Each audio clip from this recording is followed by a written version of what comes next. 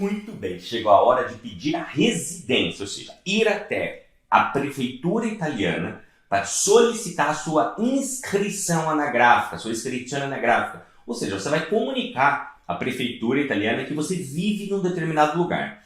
E essa é a terceira parte das 5 etapas que tem, né, o que eu costumo dizer, as 5 etapas do nosso reconhecimento aqui na Itália. Então, as primeiras 2 etapas a gente já cumpriu, que foi a preparação do terreno, nós já tivemos uma aula sobre isso. Depois eu te expliquei quais são os seus primeiros passos, e só para você entender a importância daqueles outros 2, né, conforme vai avançando as nossas aulas, você vai percebendo que agora o fato da gente chegar e poder ir até a sede da prefeitura para solicitar nossa residência, aquelas etapas anteriores elas foram fundamentais. Foi fundamental você escolher o comune para fazer o seu processo, entrar em contato com o oficial, tudo aquilo que eu te expliquei.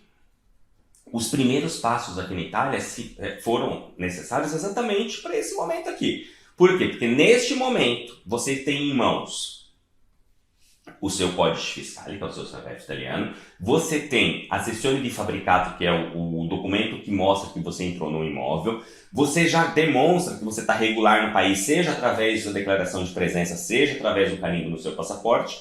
Então agora chegou o momento de você ir até o comune. E agora, quando você chega até o comune, você precisa provar que você está em um imóvel. Você precisa mostrar algum documento que prova isso.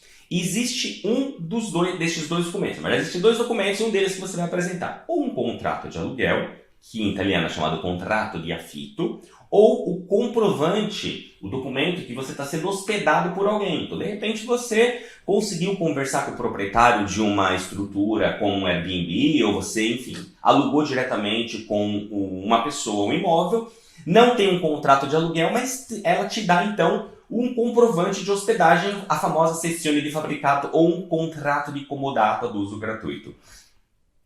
Então eu preparei esse slide para mostrar para você a diferença dos 2. Contrato de aluguel é quando você aluga, comprovante de hospedagem é quando você é recebido quando você não tem um contrato de aluguel. E aí o que você faz com isso? Você vai até o comune, que é a prefeitura, a gente já falou isso várias vezes aqui, no Sagabu, que eu te explico melhor, com detalhes, o que é a prefeitura, o que é o comune, o que é o ufficio anagrafe, o ufficio di stato civile, etc. Neste momento, você vai até o ufficio anagrafe, que é o setor responsável por registros de residência, registros históricos de composição familiar e emissão de documentos. Então é um setor dentro da prefeitura que cuida basicamente dessas coisas e o que nos interessa é o registro de residência. Então você chega lá e você vai fazer o que a gente chama de domanda di residenza. A frase que você utiliza é sono qui per chiedere la mia residenza, perché sono discendente di cittadino italiano e farò in questo comune la mia pratica di riconoscimento. Então, você está dizendo que você está ali para solicitar a sua residência, porque você é descendente de cidadão italiano e você vai fazer naquele comune o seu pedido de reconhecimento, o pedido do reconhecimento da sua cidadania italiana. E aqui pode acontecer o que eu chamo de paradoxo de Tostines. Eu não sei se você é da época dessa propaganda aqui, ó.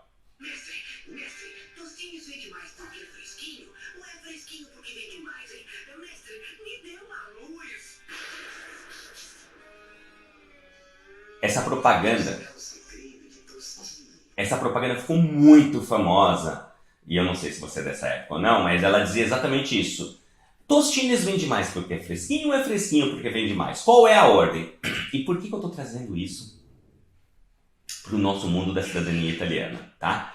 Porque pode acontecer com você o tal do paradoxo de Tostines, que é o seguinte.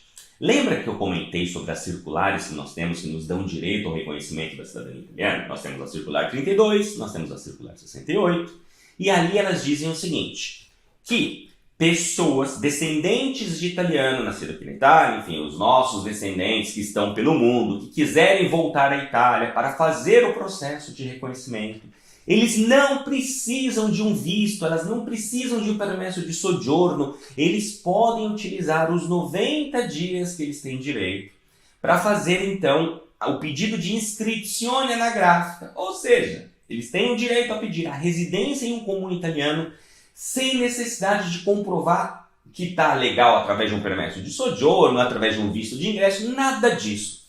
Basta que este requerente tenha todos os documentos em mãos para a sua prática.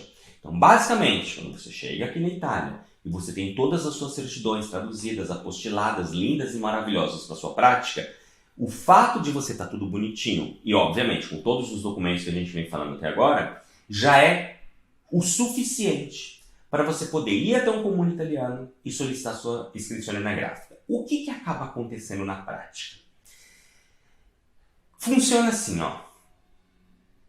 A gente faz o pedido de residência, espera a confirmação da residência, depois a gente protocola os documentos num outro setor que a gente vai ver numa aula em breve, e aí o processo rola. Então, esse é o pedido, essa é a sequência natural das coisas. Você chega no comune, o fichoanagrafe, entrega, faz o pedido, chega lá e fala assim, eu quero solicitar a minha residência nesse comune. Eles vão te dar um formulário, você vai pegar esse formulário, vai preencher, vai provar que você está regular através do carimbo ou da declaração de presença. Vão te pedir um documento do imóvel, você vai apresentar ou a cessão de fabricado ou um contrato de aluguel. Vão te pedir o código fiscal para inserir no sistema. Então, tudo isso é feito neste primeira parte aqui, ó, pedido de residência. Vamos pegar nosso puntatore laser, tá vendo? Aqui é essa parte desta aula. E aí depois que a gente faz isso, vai ter a confirmação, o guarda municipal vai vir, a gente vai ter uma aula só para falar do guarda municipal. Depois que você já é residente em um comune italiano, chega o momento de você protocolar os seus documentos num outro setor do comune, que é o ficho di stato civile. E aí a coisa funciona. O que pode acontecer no seu caso?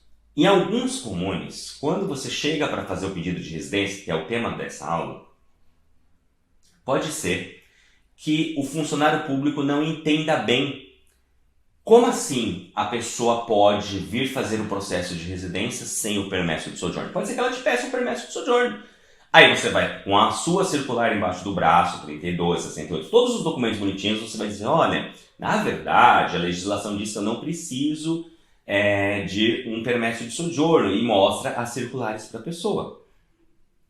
E aí, alguns oficiais, e aí, paradoxo de Tostines alguns oficiais de anágrafe, eles dizem, ok, eu entendi que você tem o direito a solicitar a residência com os documentos todos para sua prática. Porém, quem me garante que esses documentos todos estão corretos?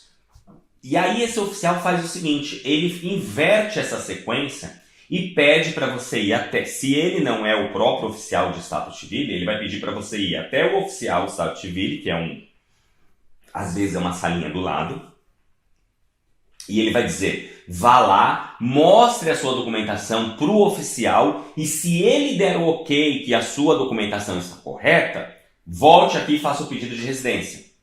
Então assim, ao invés de ele pegar o seu pedido de residência, já fazer, e depois a coisa caminhar, ele pede para você ir lá no protocolo dos documentos, lá no ficho de Stato Civile. E o que pode acontecer aqui? Que aquele oficial de Stato Civile te responda, mas eu não posso analisar seus documentos antes de você ser residente. Eu sou funcionário do comune e eu só trabalho para quem é residente. Então volte até o fichoanagrafe e diga para ele que sim, ele tem o direito de fazer, eu não posso analisar, e aí você fica nesse paradoxo de Tostines. O que vem primeiro, o pedido de residência ou o protocolo dos documentos? Se isso acontecer, se esse for o seu caso, você vai fazer o seguinte, você vai então pedir para o fichário de Stato Civile conversar diretamente com o fichário anágrafe.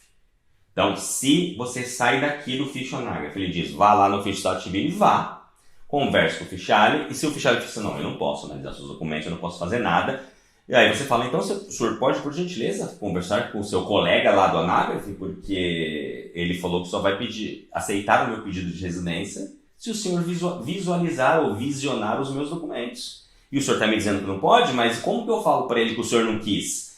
E deixe os dois funcionários se virarem, porque é problema deles. Se eles não sabem trabalhar, esse não é algo que você tem que se preocupar. O fato é, você não vai sair do comune, você não vai sair do Fisionágrafo sem a sua residência solicitada, tá bom? Como eles vão fazer, o problema é deles. Insista.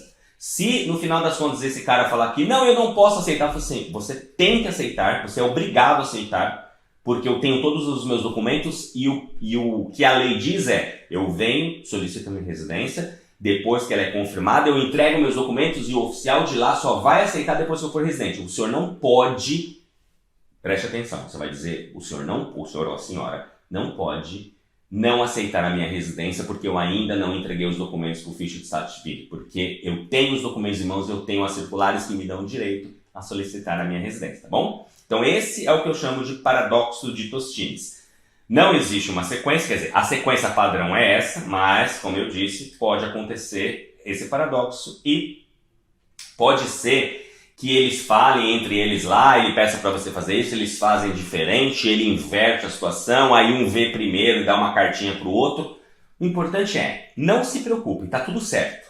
Tá? O importante é você conseguir solicitar a sua iscrizione anagrafica, o seu pedido de residência, tá? E uma outra coisa, assim que você solicita a sua residência, você começa a esperar o guarda municipal, que é o famoso vigílio urbano. A gente tem que esperar a confirmação do vigílio urbano. E antigamente, tá? Só antecipando a próxima aula, antigamente o vigílio, a gente tem que esperar os 45 dias que o vigílio tem para passar e confirmar a residência, para a gente então poder ir lá e protocolar os documentos. Hoje em dia isso já pode ser feito depois de 2 dias que você faz o pedido. Tá? Então tá tudo bem, não tem nada de errado nisso também, você vai fazer bonitinho, nas próximas aulas eu vou te orientar melhor como você vai fazer, mas o importante é que você consiga fazer o seu pedido de residência e depois essa roda vai começar a girar aqui para você ter a sua cidadania italiana reconhecida. Beleza? É isso. Então, a próxima aula nós vamos entender como é a tal da visita do vigílio urbano. O que acontece depois que você vai no comune, no Fisionágrafo, pede a sua residência? O que acontece agora? Bora para a próxima aula.